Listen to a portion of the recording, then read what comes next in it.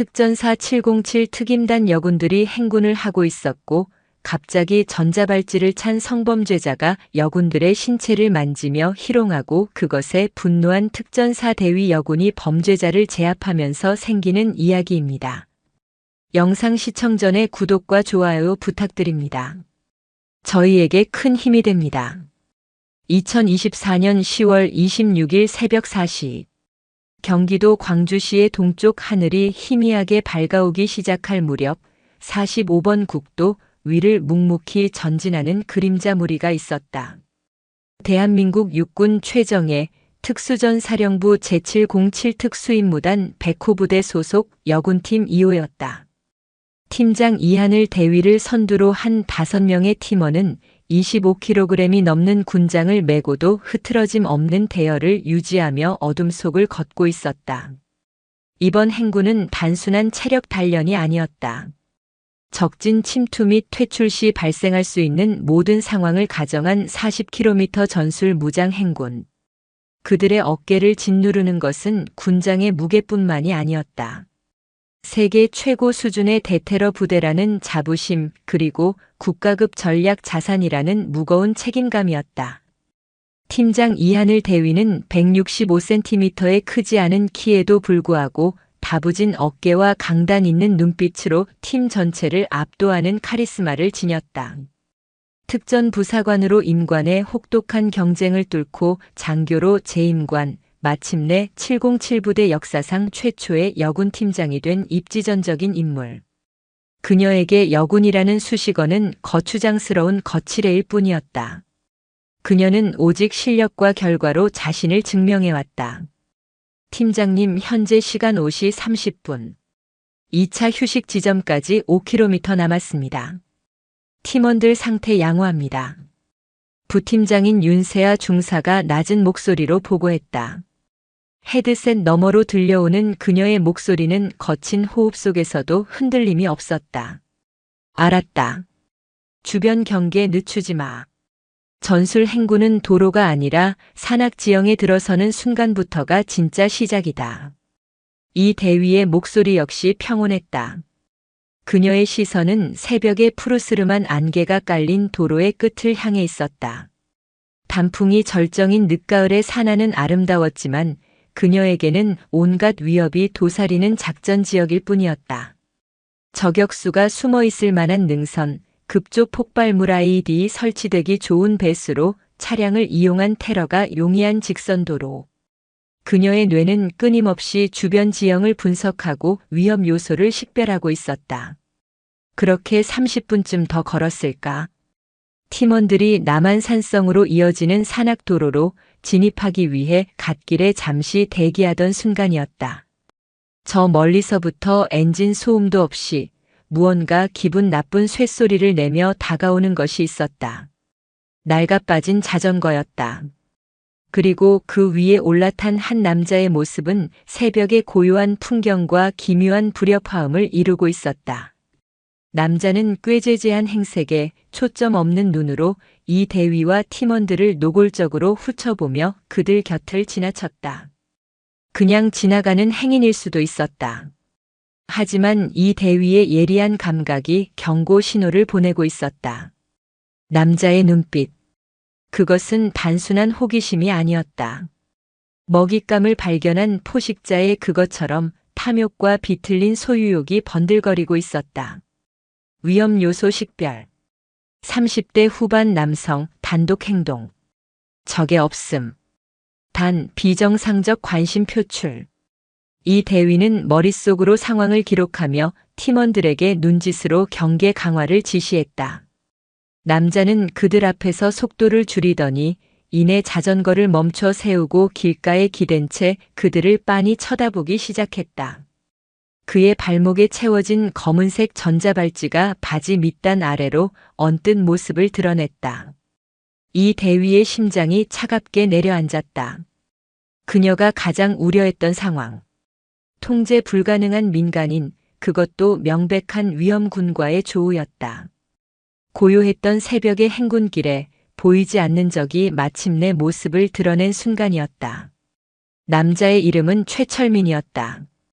그는 며칠 전부터 이 일대를 배회하며 군인들의 행군 훈련을 지켜봐왔다. 단체로 움직이는 남성 군인들에게는 감히 접근하지 못했지만 오늘 그의 눈에 들어온 것은 5명으로 구성된 소규모 여군팀이었다. 그의 뒤틀린 머릿속에서 해볼 만하다는 오만한 계산이 끝난 상태였다. 최철민은 자전거를 질질 끌며 그들에게 다가왔다. 그리고는 담배에 불을 붙여 깊이 빨아들인 뒤 연기를 여군들의 얼굴 쪽으로 후우하고 내뿜었다. 명백한 도발이었다. 이야, 아침부터 고생들이 많네. 근데 이거 훈련하는 거 맞아? 무슨 모델들 워킹하는 것 같은데? 나라 지키는 게 아니라 몸매 자랑하러들 나오셨나? 그의 목소리는 시비조로 가득했다. 팀의 막내인 김하사가 순간적으로 주먹을 꽉 쥐었지만 이하늘 대위의 차가운 눈빛과 마주치자 이내 힘을 풀었다. 대응하지 마. 무시하고 전진한다. 목표는 오직 완주다. 이 대위는 헤드셋을 통해 팀 전체에 단호하게 명령했다.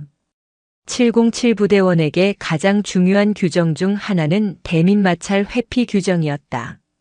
그들의 임무는 고도의 보안 속에서 이루어지며 사소한 민간인과의 시비나 폭행 사건은 부대 전체의 명예를 실추시키고 작전 수행에까지 영향을 미칠 수 있었다. 특히 상대가 민간인일 경우 군인은 어떤 상황에서도 먼저 물리력을 사용할 수 없도록 되어 있었다. 그것은 강철 같은 규율이자 때로는 스스로를 옭아매는 족쇄이기도 했다.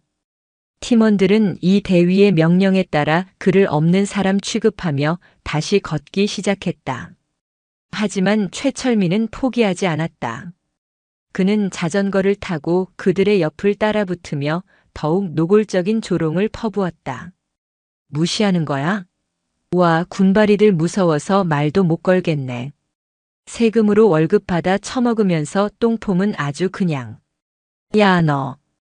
거기 제일 뒤에 가는 애. 엉덩이 한번 실하네.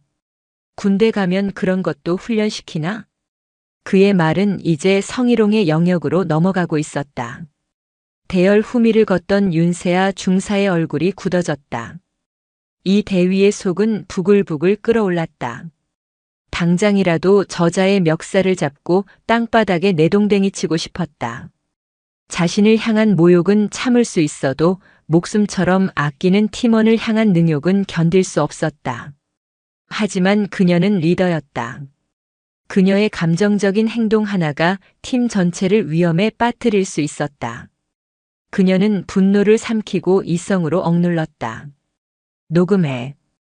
윤중사 전방 주시하며 영상 체증 시작해. 이 대위는 무전으로 조용히 지시했다. 헬멧에 부착된 소형 카메라가 조용히 돌아가기 시작했다.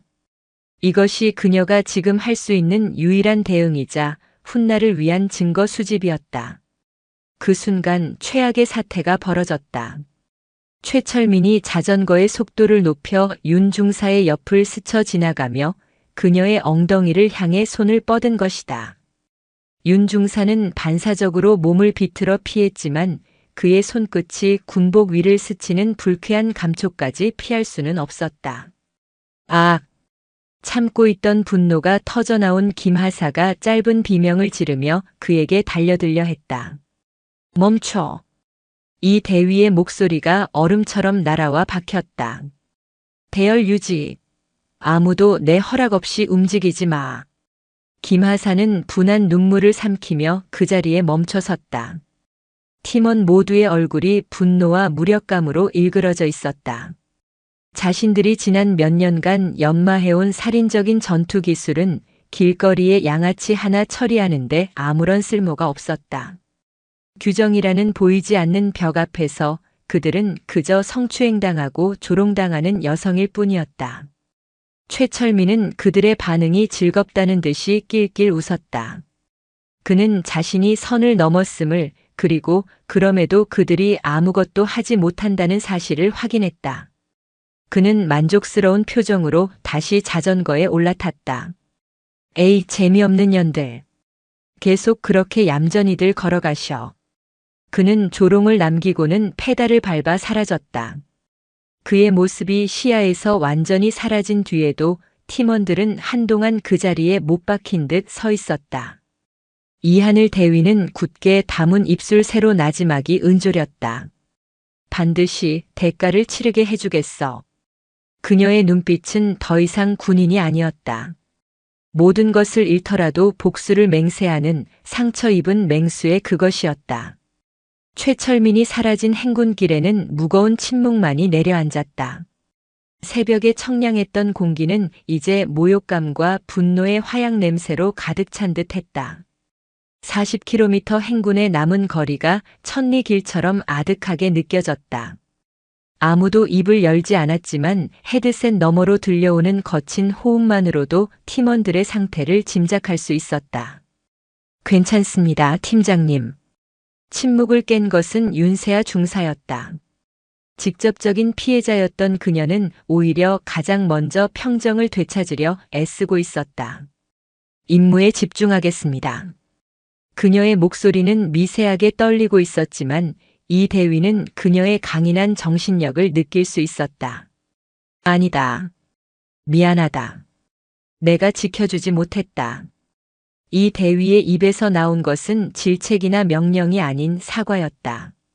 단 한 번도 약한 모습을 보인 적 없던 팀장의 그 말에 팀원들의 마음속에 쌓여있던 분노의 둑이 무너져 내렸다.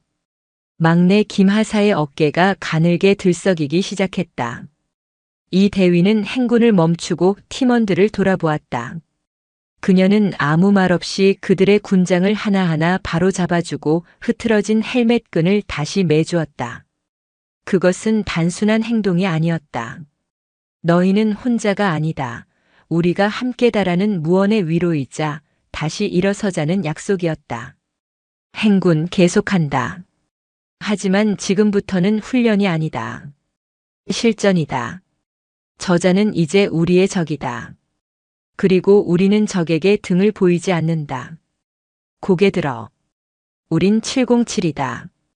그녀의 말에 팀원들은 눈물을 삼키고 다시 군화끈을 조였다. 그들의 눈빛은 이전보다 훨씬 독하고 차갑게 변해 있었다. 그들은 남은 20km의 거리를 이전보다 훨씬 빠른 속도로 그러나 완벽한 침묵 속에서 걸었다. 정오 무렵 마침내 부대 정문이 시야에 들어왔다. 지옥 같았던 행군이 끝나는 순간이었다. 위병소 근무자들은 평소와 다른 그들의 살벌한 분위기에 압도되어 조용히 경례만 붙일 뿐이었다. 팀원들을 생활관으로 복귀시켜 재정비하도록 한 이하늘 대위는 땀에 젖은 전투복도 갈아입지 않은 채 곧장 직속상관인 박성훈 소령의 사무실로 향했다. 똑똑. 들어와. 박소령은 산더미 같은 서류에 파묻혀 있다가 심상치 않은 기색으로 들어서는 이 대위를 보고 안경을 고쳐 썼다. 이 대위, 행군은 무사히 마쳤나? 그런데 그 몰골은 뭔가? 소령님, 보고 드릴 사항이 있습니다. 이 대위는 책상 앞에 부동자세로 서서 조금의 감정도 섞지 않은 채 행군 중에 있었던 모든 일을 육하원 측에 따라 보고하기 시작했다. 민간인과의 조우, 언어적 성희롱, 신체적 접촉 시도, 그리고 규정에 따라 대응을 자제하고 체증 자료를 확보한 것까지. 그녀의 보고는 완벽하게 군인다웠지만 박소령은 그녀의 떨리는 주먹과 붉게 충혈된 눈을 놓치지 않았다. 보고를 다 들은 박소령은 한동안 말이 없었다. 그는 의자의 등을 깊게 기댄 채 굳은 얼굴로 천장을 응시했다. 체증 자료는 헬멧캠에 녹화되어 있습니다. 지금 바로 제출하겠습니다. 범인 인상착의는 30대 후반에서 40대 초반 남성, 170cm 초반의 마른 체격, 검은색 운동복 차림, 남색 자전거, 그리고 오른쪽 발목에 전자발찌를 착용하고 있었습니다. 전자발찌라는 말에 박소령의 눈이 번쩍했다. 이것은 단순 시비나 성추행을 넘어 잠재적 중범죄자가 군의 작전 반경 안에서 활동하고 있다는 심각한 안보 문제였다. 알았다. 이 대위는 일단 복귀해서 팀원들부터 챙겨. 특히 윤 중사 심리적으로 힘들 거다. 상담관에게 연결해주고 오늘은 모든 훈련을 열외시켜. 이 문제는 내가 직접 처리한다. 박소령의 목소리는 차분했지만 그 안에는 서슬퍼런 분노가 담겨 있었다. 707 부대의 자존심이 길거리의 범죄자 하나에게 무참히 짓밟혔다. 이것은 단순한 성범죄 사건이 아니었다. 백호 부대에 대한 명백한 도발이었다. 이 시간부로 해당 사건에 대해선 팀원들에게 절대 함구령을 내려. 모든 소통은 나를 통해서만 한다. 알겠나? 네, 알겠습니다. 이하늘 대위는 경례를 붙이고 사무실을 나섰다. 문이 닫히자마자 박성훈 소령은 수화기를 들었다. 단축 다이얼 1번. 김우사현 군사안보지원사령부 파견대장에게 연결되는 비선이었다. 그리고 다음 전화는 경기 광주경찰서 서장에게로 향할 것이었다. 강철 같은 규율을 삼키고 지켜야 했던 침묵. 그 침묵은 이제 거대한 분노가 되어 대한민국에서 가장 은밀하고 강력한 조직들을 움직이기 시작하고 있었다. 보이지 않는 전쟁의 서막이 그렇게 올랐다. 이하늘 대위의 보고가 있은 지 1시간도 채 지나지 않아 경기도 광주시 오포읍에 위치한 제707 특수임무단 백호 부대는 겉으로는 평온했지만 그 수면 아래에서는 거대한 폭풍이 태동하고 있었다. 박성훈 소령의 전화 한 통은 군사안보지원사령부 안보사와 경기 광주경찰서 지휘부를 동시에 긴장시켰다. 단순 성추행 사건이 아니었다. 대한민국 최정예 부대원이 그것도 전술 훈련 중에 공격받았다. 이는 곧 국가급 전략 자산의 보안에 구멍이 뚫렸다는 의미이자 군에 대한 심각한 대적 행위로 간주되었다. 그날 오후 광주경찰서가 아닌 707 부대 영내의 한적한 안가에서 극비리의 첫 합동회의가 열렸다. 회의실에 모인 인원은 단 4명. 707 부대를 대표하는 박성훈 소령과 이하늘 대위, 그리고 경찰 측의 김도식 경감, 마지막으로 안보사에서 파견된 한태석 준이었다. 경기 광주경찰서 강력계장인 김도식 경감은 잔뼈 굵은 베테랑이었지만 살벌한 기운이 감도는 부대 안가에 들어서는 순간부터 자신도 모르게 옥깃을 여몄다. 그는 온갖 흉악범을 다뤄왔지만 눈앞의 군인들은 차원이 달랐다. 특히 보고를 위해 배석한 이하늘 대위의 존재감은 압도적이었다. 지친 기색 하나 없이 감정을 완벽히 통제한 그녀의 모습에서 김경감은 이 사건이 결코 평범하게 끝나지 않을 것임을 직감했다. 안보사의 한태석 준이는 그림자 같은 인물이었다. 그는 계급은 부사관이었지만 군 정보전의 스페셜리스트로서 웬만한 장교보다 더 큰 권한을 행사했다. 그는 말없이 회의 내내 찻잔만 만지작거렸지만 그의 날카로운 눈은 회의실의 모든 것을 꿰뚫어보는 듯했다. 먼저 관할 지역에서 이런 불미스러운 사건이 발생한 것에 대해 유감을 표합니다.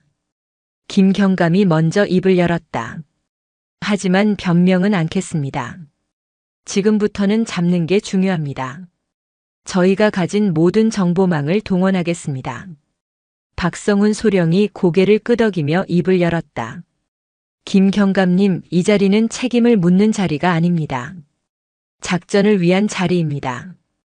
지금부터 범인 최철민 검거는 하나의 대테러 작전에 준하여 진행될 겁니다.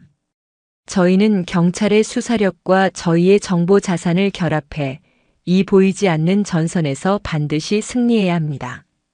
그가 작전이라는 단어를 사용하자 회의실의 공기가 다시 한번 무겁게 가라앉았다. 이하늘 대위는 준비해온 노트북을 열어 헬멧캠 영상을 재생했다. 스피커를 통해 최철민의 저속한 욕설과 조롱이 흘러나왔다. 윤세아 중사의 군복 위를 스치려던 그의 더러운 손이 화면에 클로즈업되자 김도식 경감은 자기도 모르게 욕설을 내뱉었다. 개자식이. 한태석 준이는 표정 변화 없이 화면을 응시했다. 그는 영상을 정지시키고 화면을 확대했다. 범인의 오른쪽 발목 전자발찌가 확실합니다. 법무부에 협조 공문을 보내면 30분 안에 신원 특정이 가능할 겁니다. 제가 처리하겠습니다. 그의 조용한 말 한마디에 복잡한 행정 절차는 순식간에 생략되었다. 이것이 바로 707과 안보사가 움직이는 방식이었다. 박소령은 이 대위에게 말했다. 이 대위, 오늘부터 팀의 모든 정규 훈련은 중단한다. 대신 이번 작전에 정보 지원조로 투입된다. 범인의 인상착의 말투, 행동 패턴에 대해 가장 정확히 알고 있는 것은 바로 너희 팀이다. 수사팀이 요청하는 모든 정보에 대해 브리핑할 수 있도록 준비해. 네, 알겠습니다. 이 대위의 눈빛이 다시 타올랐다. 무력하게 당하고만 있어야 했던 현장과는 달랐다. 이제 그녀와 그녀의 팀은 방관자가 아닌 이 전쟁의 핵심적인 주체가 된 것이다. 김경감은 경찰의 수사 계획을 브리핑했다. 신원이 특정되는 즉시 출국 금지 조치를 내리고 통신 및 금융 기록을 압수수색하여 도주로를 파악하겠다고 했다. 한준희는 안보사의 특수정보망을 이용해 범인의 과거 행적과 심리 상태를 분석하여 도주 패턴을 예측하겠다고 덧붙였다. 경찰의 공권력과 군의 특수정보력이 최철민 검거라는 단 하나의 목표를 위해 결합되는 순간이었다. 보이지 않는 거대한 그물이 아직 아무것도 모른 채 어딘가에 숨어있을 범인을 향해 조용히 펼쳐지기 시작했다. 회의를 마친 이하늘 대위는 복귀하는 내내 주먹을 꽉 쥐었다. 행동으로 논리를 증명하라. 이제 그 증명의 시간이 다가오고 있었다. 합동수사팀의 수사는 두 개의 축으로 나뉘어 무섭게 전개되었다. 하나는 경찰의 가시적인 공권력이었고 다른 하나는 안보사에 보이지 않는 정보력이었다. 김도식 경감의 예상대로 한태석 준이가 움직인 지 30분 만에 법무부로부터 범인의 신상정보 전체가 수사팀으로 전송되었다. 최철민 만 41세. 특수강간 미수전과 일범. 현재 광주시 초월읍의 한 다세대 주택에 거주. 김경감은 즉시 강력계 형사들을 이끌고 그의 집을 급습했다. 하지만 집은 텅 비어 있었고 책상 위에는 잘려나간 전자발찌의 본체만이 덩그러니 놓여 있었다. 그는 이미 도주한 후였다. 팀장님, 이 새끼 발찌를 잘랐습니다. 관제센터에 확인해 보니 오늘 오후 2시경 경안천변에서 신호가 끊겼다고 합니다. 작정하고 잠적한 겁니다. 보고를 받은 김경감은 혀를 찼다. 하지만 그는 당황하지 않았다. 그는 고전적인 탐문 수사를 시작했다. 최철민의 이웃들을 상대로 그의 평소 행실을 캐물었고 동네 전과자들을 쥐어짜며 그의 행방에 대한 단서를 수집했다. 쓰레기통을 뒤져 그가 최근 이용한 편의점 영수증을 찾아냈고 그곳에 CCTV를 확보해 도주 직전의 모습을 확인했다. 흩어진 파편 같은 단서들이 그의 노련한 수사망 안에서 조금씩 하나의 그림으로 맞춰지고 있었다. 같은 시각 한태석 준이는 부대 안가의 컴퓨터 앞에서 조용히 전쟁을 치르고 있었다. 그는 최철민의 과거 10년간의 통신, 금융, 의료 기록을 모두 테이블 위에 올려놓고 분석했다. 그는 최철민이라는 인간의 삶을 조각내고 재구성하며 그의 심리를 파고들었다. 패턴이 보입니다. 박성훈 소령과 이하늘 대위가 지켜보는 가운데 한준희가 입을 열었다. 최철민은 사회적으로 고립되어 있고 직업도 일정치 않습니다. 하지만 주기적으로 특정 인터넷 커뮤니티에 접속한 기록이 있습니다. 군대나 경찰 등 국가기관에 대한 불만을 토로하고 특히 여성 군인에 대한 비하 발언을 상습적으로 올렸습니다. 그의 범행은 단순 성욕이 아니라 자신의 무력함을 엘리트 집단으로 인식되는 대상을 공격함으로써 해소하려는 비뚤어진 심리에서 비롯된 겁니다. 한준희의 분석은 날카로웠다. 그는 최철민이 결코 멀리 도망가지 않았을 것이라고 예측했다. 그는 자신의 범행이 어떤 파장을 일으켰는지 궁금해할 겁니다. 자신의 승리를 관음하고 싶어 하겠죠. 아마 대도시의 PC방이나 익명성이 보장되는 어딘가에 숨어서 자신의 이름이 뉴스에 나오기만을 기다리고 있을 가능성이 높습니다. 한편 이하늘 대위와 그녀의 팀원들은 부대 내 전술 분석실에서 시간을 보냈다. 그들은 사건 당시의 영상을 프레임 단위로 돌려보며 최철민의 모든 것을 복기했다. 그의 옷차림, 자전거 모델, 그가 무의식적으로 내뱉은 사투리 억양, 심지어 그의 치아 상태까지. 그들의 기억은 단순한 진술이 아니라 고도로 훈련된 전문가의 분석 자료가 되어 수사팀에 실시간으로 제공되었다. 고통스러운 기억을 되새기는 과정이었지만 그들은 누구도 힘든 내색을 하지 않았다. 오히려 그들은 이 과정을 통해 피해자로서의 무력감을 벗어 던지고 범인을 추적하는 헌터로서의 정체성을 되찾고 있었다. 훈련이 없는 시간, 그들은 체력 단련실에서 분노를 땀으로 쏟아냈다. 샌드백을 두드리는 그들의 눈빛에는 더 이상 슬픔이나 굴욕감은 없었다. 오직 차갑고 푸른 불꽃만이 타오르고 있었다. 그러던 중 김도식 경감의 수사에서 의미 있는 진전이 있었다. 그가 쥐어짰던 동네 좀도둑 하나가 결정적인 제보를 해온 것이다. 경감님, 최철민 그 새끼 혹시 성남 쪽으로 가지 않았을까요? 예전에 저랑 같이 성남중앙동 공단 근처에서 막노동한 적이 있는데 거기 불법 도박장이랑 싸구려 여인숙들이 많아서 숨어 지내기 딱 좋다고 했었거든요. 성남시 중앙동. 광주시와 인접해 있으면서도 낡은 공단과 유흥가가 미로처럼 얽혀 있어 경찰의 단속이 쉽지 않은 지역. 한태석 준이가 예측했던 익명성이 보장되는 은신처의 조건과 정확히 일치하는 곳이었다. 흩어져 있던 두 개의 축이 마침내 성남중앙동이라는 하나의 교차점을 향해 모여들기 시작했다. 수사팀의 활동 무대는 광주의 한적한 도로에서 성남의 복잡한 구도심으로 옮겨졌다. 낡은 공장과 다세대 주택, 그리고 유흥가가 뒤섞인 성남중앙동 일대는 낮에도 어두운 그림자가 드리워진 도시의 미로였다. 김도식 경감은 사복 형사들을 풀어 24시간 잠복 근무에 들어갔다. 제보자가 지목한 불법 도박장 주변의 PC방, 모텔, 식당 등 최철민이 나타날 만한 모든 곳에 그들의 눈이 번뜩이고 있었다. 한태석 준이는 통신사의 협조를 구해 해당 지역 일대의 공중전화 발신 기록과 특정 키워드 707, 여군 등가 검색되는 PC방 IP를 실시간으로 추적하기 시작했다. 거대한 감시망이 소리 없이 중앙동 일대를 덮었다. 최철민은 실제로 그곳에 있었다. 그는 공단 인부들을 상대로 한 싸구려 쪽방에 숨어 거의 밖으로 나오지 않고 있었다. 발목에 전자발찌를 잘라낸 순간의 해방감은 잠시뿐, 그는 곧 극심한 불안감에 휩싸였다. 그는 자신이 건드린 상대가 평범한 여성이 아니라 707이라는 이름의 무시무시한 집단이라는 것을 어렴풋이 짐작하고 있었다. 하지만 한편으로는 자신의 행동이 어떤 파장을 일으켰는지 궁금해서 미칠 지경이었다. 그는 자신의 승리가 세상에 알려지기를, 그래서 자신의 존재감이 확인되기를 갈망했다. 부대 안에서 실시간으로 상황을 보고받던 이하늘 대위는 조바심이 났다.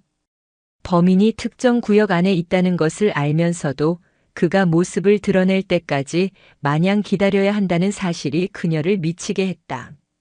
특수부대원인 그녀의 본능은 기다리는 것이 아니라 목표를 향해 직접 움직이는 것이었다. 소령님, 제가 현장으로 가겠습니다.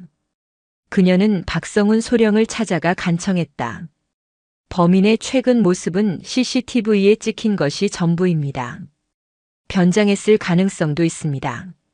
하지만 저는 그의 걸음걸이, 자세, 사소한 버릇까지 기억합니다.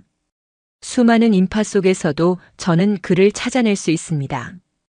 박소령은 잠시 고민했지만 그녀의 눈에 담긴 확신을 보고는 결국 허락했다. 그는 이것이 단순한 요청이 아니라 상처 입은 팀원들의 명예를 회복하기 위한 팀장의 처절한 의지 표현임을 알았다. 좋다. 김경감 팀에 합류해. 단 절대 전면에 나서선 안 돼. 신원 확인 및 식별 임무에만 국한한다. 이것도 명령이다. 다음 날 새벽 이하늘 대위는 화장기 없는 얼굴에 평범한 등산복 차림으로 중앙동의 한 건물 옥상에 올랐다. 그녀의 손에는 고성능 망원경이 들려 있었다. 그녀는 김경감의 잠복팀과 무전으로 연결된 채 매처럼 날카로운 눈으로 거리를 훑기 시작했다. 시간은 더디게 흘렀다. 수많은 사람들이 거리를 오갔지만 최철민은 보이지 않았다. 그녀의 인내심이 바닥을 드러낼 무렵이었다. 오후 4시경 시장 골목의 한 허름한 국밥집에서 한 남자가 나왔다. 모자를 깊게 눌러쓰고 마스크로 얼굴을 가렸지만 이 대위는 그를 놓치지 않았다. 목표 발견. 그녀의 심장이 쿵 하고 울렸다. 어깨를 미세하게 움츠리고 걷는 걸음걸이, 주변을 신경질적으로 두리번거리는 버릇. 변장은 했지만 그 비열한 습성은 숨길 수 없었다. 팀장님 확실합니까? 무전기 너머로 김경감의 흥분한 목소리가 들려왔다. 네, 100%입니다. 목표 현재 중앙시장 쪽으로 이동 중입니다. 전원 조용히 포위망을 좁힌다. 절대 놓치지 마. 최철민은 자신을 향해 보이지 않는 그물망이 좁혀져 오는 것을 전혀 눈치채지 못한 채 시장 안으로 발을 옮기고 있었다. 하지만 그가 시장 입구의 과일 가게를 지나치던 순간 좌판 거울에 비친 자신의 뒤편에서 심상치 않은 움직임을 포착했다.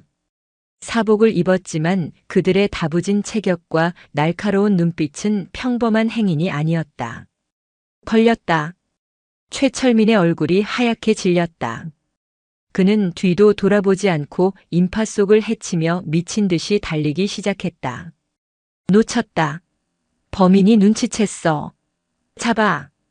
김경감의 외침과 함께 시장 골목은 순식간에 아수라장으로 변했다.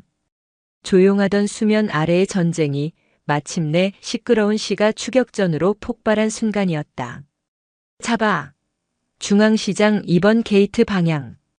김도식 경감의 외침과 함께 평화롭던 시장은 순식간에 혼돈의 도가니로 변했다. 최철민은 비명을 지르며 좌판을 엎고 사람들을 밀치며 달아났다. 그의 뒤를 사복 형사들이 쫓았지만 놀란 인파와 미로처럼 얽힌 골목은 그들의 발목을 잡았다.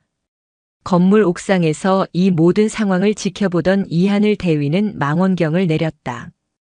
그녀는 추격에 동참하는 대신 시장의 전체 구조를 빠르게 스캔했다. 그녀의 머릿속에서 시장 지도는 3D 지형도로 변환되었다. 정문은 경찰이 차단했을 터. 범인의 목표는 인파를 이용해 포위망을 뚫고 가장 복잡한 구조를 가진 곳으로 숨어드는 것. 그녀의 시선이 시장 끝에 있는 낡은 복합상가 건물에 꽂혔다. 1, 2층은 상점이지만 3층부터는 대부분 비어있는 도시의 유령 같은 건물. 저곳이라면 잠시 몸을 숨기기에 최적의 장소였다. 김경감님, 목표 시으칠 구역 중앙프라자 건물로 진입할 가능성 높음. 후문 쪽으로 인력 배치를 요청합니다. 이 대위는 무전으로 외치며 자신은 옥상에서 옥상으로 이어지는 비상 통로를 이용해 최단 거리로 그 건물을 향해 달리기 시작했다. 특수부대원의 산악구보로 단련된 그녀의 움직임은 도시의 장애물 속에서도 거침이 없었다. 그녀의 예측은 정확했다. 최철민은 경찰의 추격을 따돌리고 허덕이며 중앙프라자 건물의 비상계단으로 뛰어들었다. 그는 텅 빈 3층의 한 넓은 창고 공간으로 숨어들었다. 잠시 숨을 고르며 밖의 상황을 살피던 그는 창고의 모든 출입구를 형사들이 막아서는 것을 보고 절망했다. 완벽한 도간의 쥐였다. 최철민, 다 끝났어. 얌전히 나와. 형사들이 방탄방패를 앞세우고 조심스럽게 창고 안으로 진입했다. 코너에 몰린 최철민의 눈에 광기가 번뜩였다. 그는 구석에 놓여있던 소화기를 집어들고 미친 듯이 휘두르기 시작했다. 오지 마. 다 죽여버릴 거야, 이 개새끼들아. 퍽 하는 둔탁한 소리와 함께 소화기에 맞은 젊은 형사 하나가 팔을 부여잡고 쓰러졌다. 동료가 다치자 다른 형사들이 순간적으로 주춤했다. 실탄을 사용할 수도 섣불리 달려들 수도 없는 애매한 상황. 바로 그 교착의 순간 창고의 다른 쪽 문에서 이하늘 대위가 그림자처럼 나타났다. 그녀는 박성훈 소령의 개입 금지 명령을 떠올렸다. 하지만 동시에 눈앞에서 위험에 처한 경찰과 저 광기 어린 범죄자를 이대로 둘 수 없다는 군인의 본능이 충돌했다. 그리고 그녀의 뇌리에 707 부대의 신조가 섬광처럼 스쳐 지나갔다. 행동으로 논리를 증명하고 결과로서 과정을 입증한다. 지금이 바로 그 순간이었다. 논쟁이나 규정이 아닌 행동으로 모든 것을 증명해야 할 때, 그녀는 최철민이 형사들에게 집중한 틈을 놓치지 않았다. 그녀는 소리 없이 그의 사각지대로 접근했다. 최철민이 다시 소화기를 들어올리는 바로 그 찰나, 이 대위의 몸이 용수철처럼 튀어올랐다. 그녀의 움직임은 한치의 망설임도 불필요한 동작도 없었다. 소화기를 쥔 최철민의 오른팔 손목 관절을 정확하게 꺾어 제압하고 동시에 그의 목 뒤 경동맥을 손날로 강하게 압박했다. 크라브마가의 가장 효율적이고 치명적인 급소 제압술이었다. 크역. 최철민은 비명조차 지르지 못했다. 전신의 힘이 순식간에 빠져나가며 그의 손에서 소화기가 쿵 하는 소리를 내며 바닥에 떨어졌다. 이 대위는 무력화된 그의 몸을 그대로 바닥에 내리꽂고 팔을 등 뒤로 꺾어 완벽하게 제압했다. 모든 것은 불과 3초 만에 일어났다. 창고 안의 모든 사람들이 마치 잘 짜인 액션 영화의 한 장면처럼 펼쳐진 그 압도적인 모습에 잠시 말을 잃었다. 이하늘 대위는 거친 숨을 몰아쉬는 최철민을 무릎으로 누른 채 천천히 고개를 들었다. 그녀의 눈빛은 차갑게 빛나고 있었다. 길고 길었던 추격전은 그녀가 가장 잘하는 방식, 가장 707다운 방식으로 마침내 종지부를 찍었다. 최철민이 제압된 창고는 곧이어 들이닥친 경찰들과 구급대원들로 북새통을 이뤘다. 부상당한 형사가 실려나가고 욕설을 퍼붓는 최철민은 여러 명의 경찰에게 둘러싸여 끌려나갔다. 그 혼돈의 중심에서 이하늘 대위는 말없이 자신의 손을 내려다보고 있었다. 미세하게 떨리는 손끝에서 비로소 긴장이 풀리고 있음을 느꼈다. 이 대위님. 김도식 경감이 다가와 그녀의 앞에 섰다. 그의 눈에는 경외감과 고마움이 뒤섞여 있었다. 정말 고맙습니다. 아니, 죄송합니다. 경찰이 해결했어야 할 일인데. 경찰과 군의 임무가 다르지 않다고 생각합니다. 국민을 지키는 일이니까요. 그녀는 담담하게 대답하고는 조용히 현장을 빠져나왔다. 하지만 이 사건은 여기서 끝날 일이 아니었다. 다음 날 아침 대한민국은 발칵 뒤집혔다. 누군가 현장에서 촬영한 영상이 인터넷에 유출되면서 707 여군 대위, 맨손으로 인질범 제압이라는 제목의 뉴스가 모든 포털 사이트를 도배했다. 특히 행군 당시의 헬멧캠 영상 일부까지 공개되면서 사건의 전말이 알려지자 여론은 들끓었다. 나라 지키는 군인한테 저런 짓을? 저놈 신상 공개해라. 저런 괴물을 상대로 꾹 참았다니 저 군인들 보살 아니냐? 국민들의 분노는 범인 최철민을 향했고 이하늘 대위와 그녀의 팀원들에게는 찬사가 쏟아졌다. 하지만 동시에 논쟁의 불씨도 타올랐다. 근데 왜 처음엔 당하고만 있었던 거지? 우리나라 최정예 특수부대라며? 대민 마찰 회피 규정? 그깟 규정 때문에 성추행을 참아야 하는 게 말이 되나? 당장 폐지해라. 국민들은 군에 경직된 규정을 비판하기 시작했다. 군인이 범죄의 위협 앞에서조차 스스로를 지키지 못하는 현실에 대한 개탄과 분노가 사회 전체로 퍼져나갔다. 침묵의 행군은 이제 세상에 울린 침묵이 되어 대한민국을 뒤흔들고 있었다. 한편 부대 내에서도 후폭풍이 몰아쳤다. 이 대위는 특수전사령부 감찰실의 조사를 받게 되었다. 명령 불복종 및 현장 무단 개입이 표면적인 이유였다. 하지만 조사의 분위기는 이전과 달랐다.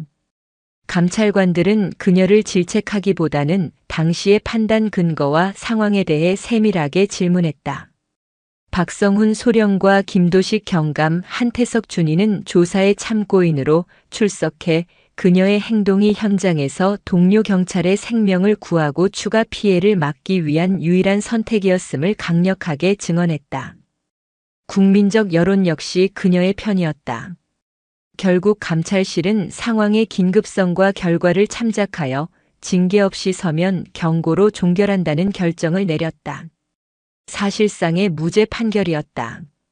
이 사건은 이제 한 개인의 일탈이 아닌 군 전체가 고민해야 할 제도적 문제로 공식 인정된 셈이었다. 시간이 흘러 가을이 깊어지고 최철민에 대한 재판이 시작되었다.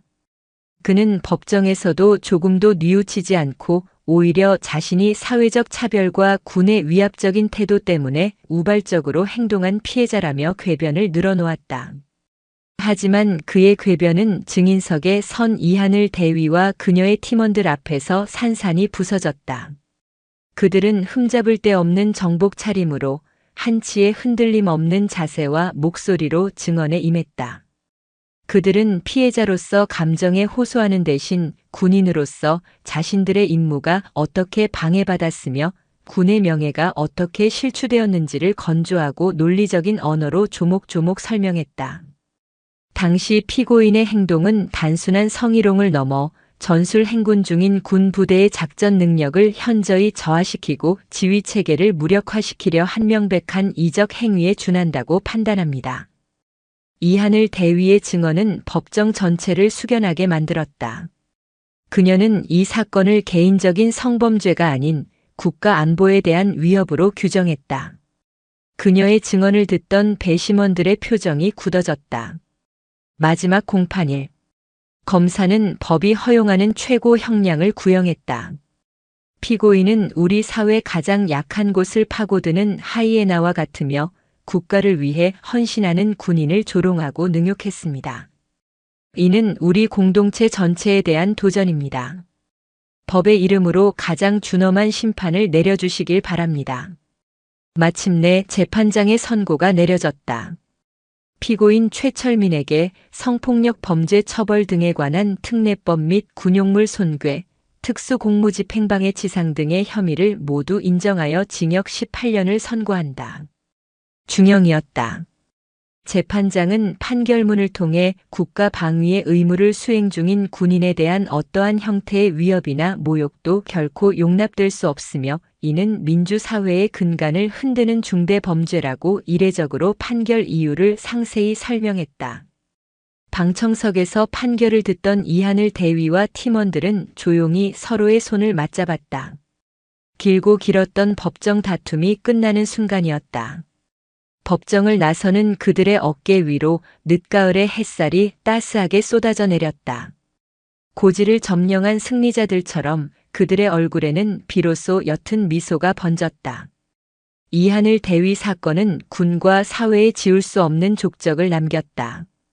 국민적 공분 속에서 군인 대상 범죄 가중처벌법이 국회를 통과했고 국방부는 전군을 대상으로 대민 마찰 상황 시 현장 지휘관 대응 권한 강화를 골자로 하는 새로운 교전 규칙을 하달했다. 특히 특수전사령부에서는 이 사건을 교보제 삼아 민간 지역 작전 시 발생할 수 있는 비대칭 위협에 대한 대응 훈련 프로그램을 새롭게 만들었다. 1년 뒤 늦가을. 이하늘 대위는 소령 진급 심사를 최우수로 통과하고 특수전학교의 전술교관으로 발령받았다. 그녀가 현장에서 보여준 판단력과 리더십을 후배들에게 전수해달라는 파격적인 인사였다.